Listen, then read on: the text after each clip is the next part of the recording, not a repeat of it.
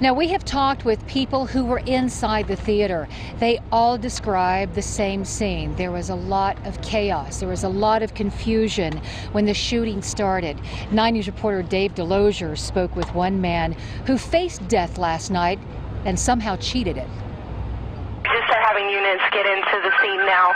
There may still be somebody actively shooting. And then he pulled out a shotgun. I could see it clear as day. And then he just opened fire on the front rows.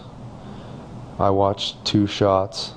He shot once, and it just lit up the theater. And then he cocked and shot again. In those seconds, Pierce O Farrell came face to face with a killer.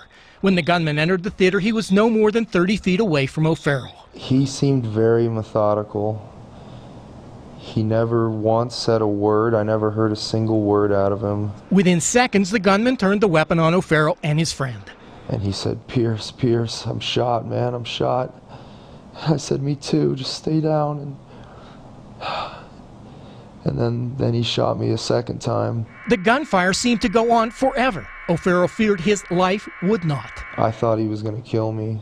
O Farrell lay motionless on the floor of the theater, hoping the gunman would take him for dead. And he was standing literally directly above me.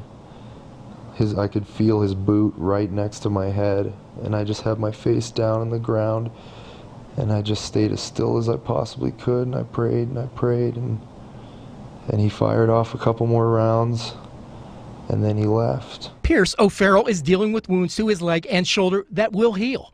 It's the pain he feels for others that may never heal. And that's what I think about all those poor people that didn't make it. In Aurora, this is Dave DeLozier, 9 News. While it has been less than 24 hours since O Farrell was wounded in the theater shootings, he says he has found it in his heart to forgive and that he will be praying for James Holmes.